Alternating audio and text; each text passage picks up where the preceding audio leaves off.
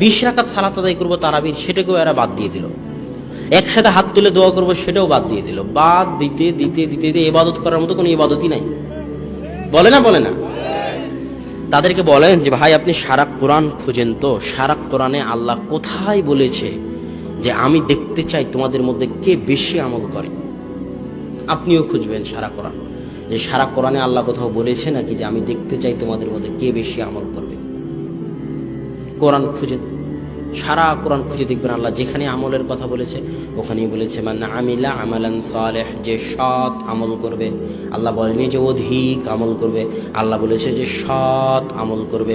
আইয়ুকুম আহসানু আমালা, আল্লাহ পরীক্ষা করতে চান কে তোমাদের মধ্যে উত্তম আমল করেন। আল্লাহ বলেননি কে তোমাদের মধ্যে অধিক আমল করেন। সারা কোরআন খুঁজেন। আমার চ্যালেঞ্জ, আপনি আমার কথা কেন বিশ্বাস করবেন? কোরআন খুঁজে দেখেন। আল্লাহ সব জায়গায় যেখানে আমলের কথা বলেছেন ওখানে কি আমলের কথা বলেছেন? সৎ আমল। কি আমলের কথা বলেছেন? উত্তম আমল। সৎ আর উত্তম। তুমি যে 1000 রাকাত সালাত আদায় করো বেটা, আর ওই 1000 রাকাত সালাত যদি উত্তম না হয়, যদি সৎ না হয়, তো 1000 রাকাত সালাত জান্নাতে নিয়ে যাও দূরের কথা, জাহান্নামে নিয়ে যাবে। আর যদি একটা সিজদাও সৎ আর উত্তম হয়, তো একটা সিজদায় জান্নাতে নিয়ে যাবে। সৎ উত্তম কেমনে হয়? দুইটা শর্ত থাকলে সৎ উত্তম হয়। 1, ইখলাস থাকতে হবে, আল্লাহর সন্তুষ্টির জন্য হতে হবে। 2, আল্লাহ রাসূলের সুন্নাত অনুযায়ী হতে হবে। আল্লাহ রাসূলের সুন্নাতের উপর মাতাব্বরি করা যাবে না, বাটপারি করা যাবে না, বেশি ইলমের দাপট দেখানো যাবে না, বেশি যুক্তিতর্ক দেখানো যাবে না।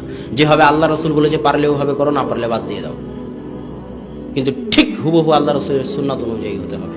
আর ইখলাস আল্লাহর সন্তুষ্টির জন্য হতে হবে।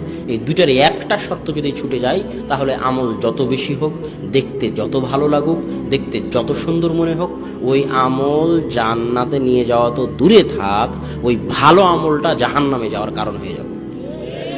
অতএব সম্মানিত উপস্থিতি, আমাদেরকে শিরক, বেদাত, তাওহীদ, সুন্নাত সম্পর্কে জ্ঞান হাসিল করতে হবে। আল্লাহ সুবহানাহু ওয়া তাআলা আমাদের শিরক থেকে বেঁচে থাকার, বেদাত থেকে বেঁচে থাকার তৌফিক দান করুক, আল্লাহুম্মা আমিন। আর আল্লাহ সুবহানাহু ওয়া তাআলা আমাদেরকে সুন্নাতপন্থী হয়ে, তাওহীদপন্থী হয়ে জীবন পরিচালনা করার তৌফিক দান করুক, আল্লাহুম্মা আমিন।